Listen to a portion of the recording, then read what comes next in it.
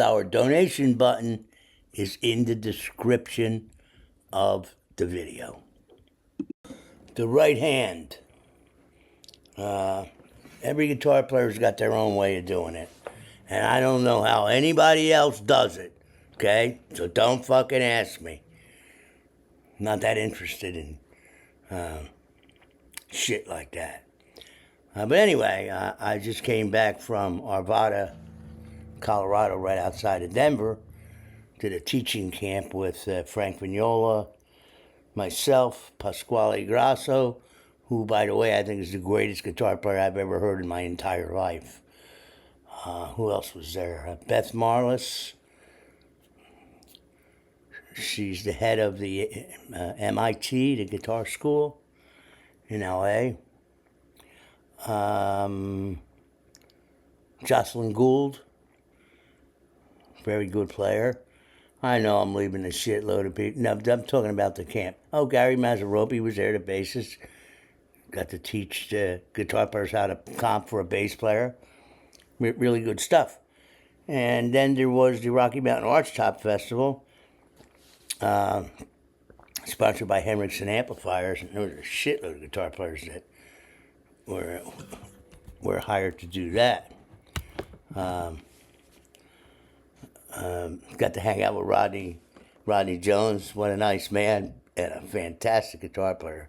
Some of those guys that played on the stage, some were outstanding. And I won't talk about the other ones. They were not outstanding. Doesn't mean they suck. Well, actually, a few did suck. You know, you can't hit 1,000 all the time. Anyway, I've known Peter Henriksen since he was a teen. His father, Bud Henriksen, would take him around the guitar shows, you know? So I'm going to try. I get this question all the time about the right hand. So the first thing is to learn how to smoke like this, see? And then that way, here's how you can tell when your solo's over. When this starts to burn your finger, stop playing, okay? Solo's too long. All right, let me see if I can get an angle for you. Okay, let's see. All right, first thing to notice is there's no pick guard. Okay, I usually take the pick guard off guitars, depending on how it's set up.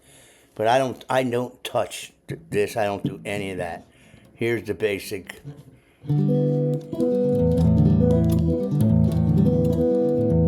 None of this, none of that other bullshit. But it's not bullshit. I mean, I see guys do it all different ways. Okay, and now look. Here, I don't know. There's 9,000 words for this. Economy, sweep, your sister's ass picking, testicular picking, and when you put your balls on the strings. But, I don't call it anything. I just call it the way I pick. Who knows? I actually got it from a teacher in Philadelphia, a guy named Joe Scrow. But he didn't teach me that. I got it from one of his students, a great guitar player in Las Vegas named Joe Lano. He showed it to me when I was a kid. So basically what it is, if you go to a higher string, it's always a down. See that? Look at that. Because now look, if I alternate it, now watch the right hand. Look what I would have to do. See, the pick is already on the next string. So that means if I do down up, look, you have to go around the string and the waist. So, look.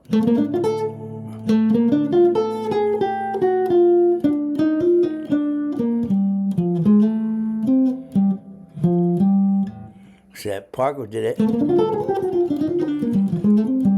There's no way you can do this with alternate picking.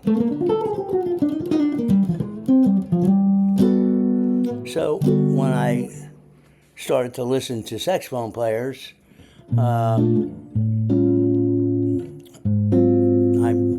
that's when I realized, wow, to play even some of the heads.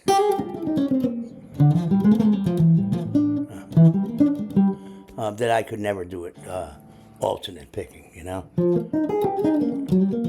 Now the thing is, you can't plan on what beat your pick is going to land on, okay?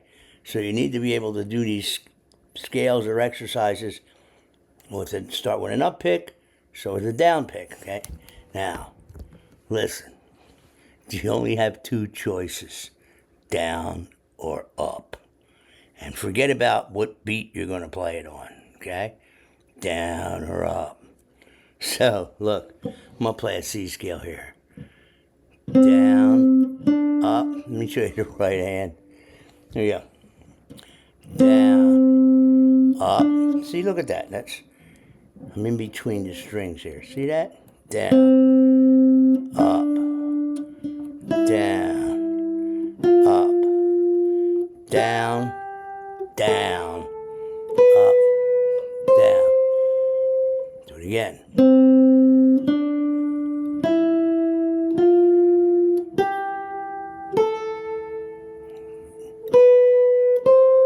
Now, if I start with an up, watch what happens.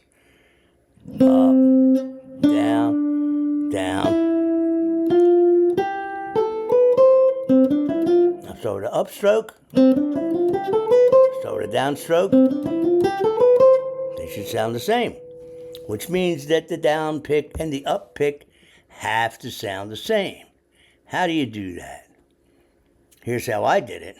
Triplets. Down, up, down, okay? So one time the accent's on the downstroke, upstroke.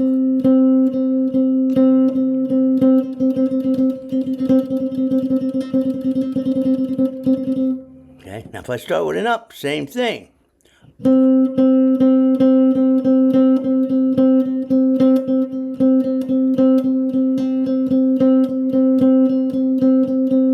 So the up and the downstroke has the same, they should sound the same, or as close to as each other as possible, okay?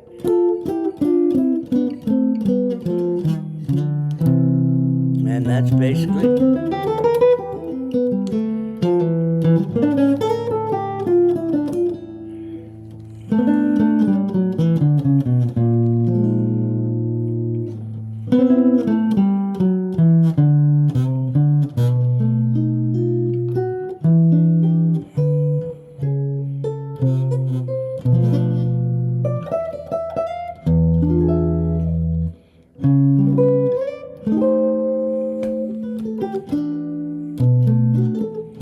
Darn That Dream, Contrary Motion,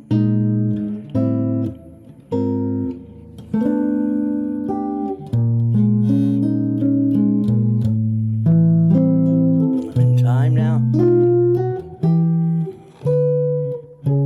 Just two notes.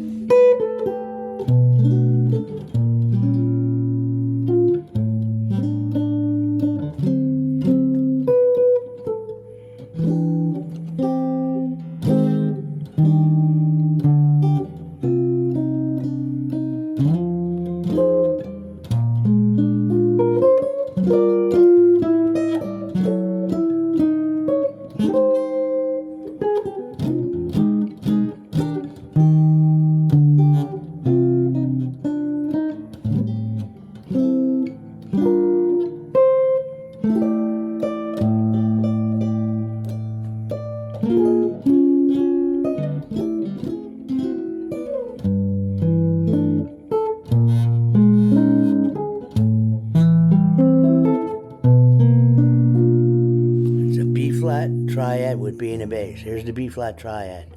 But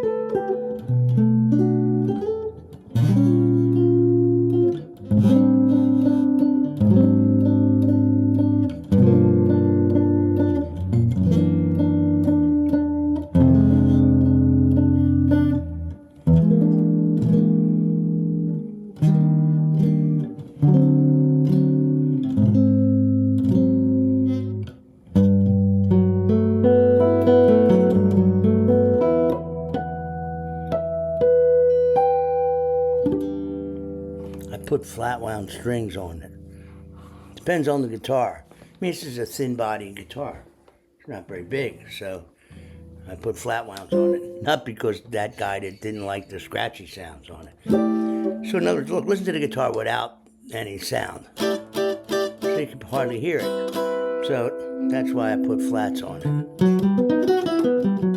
Now the Eastman, that Honey Blonde Eastman that I usually play, has a really good acoustic sound. So that's why I use round wounds.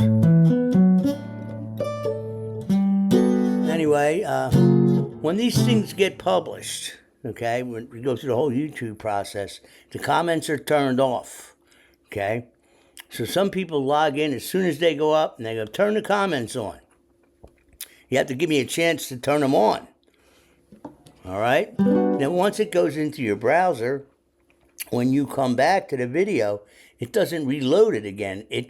The settings are stored in your browser, so you'd have to clear the cache or reload the page before you'd be able to see the comments. Okay? Make sense? Not to me, but that's how it works. Okay? So, anyway, that's all I know about my right-hand technique. I don't know how anybody else does it. If I listen to a guitar player or if I watch him play, I don't look at their right hand. It's really hard to see, number one, and it's not going to change my mind of what I do, you know. Remember, I'm self-taught, so I don't know what anybody else does, nor do I give a fuck, okay?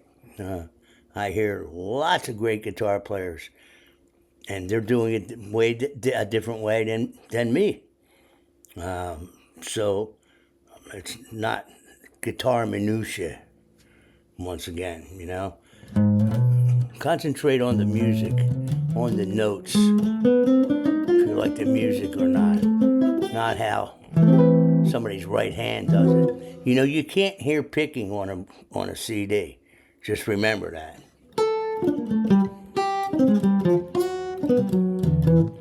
Okay. See you soon.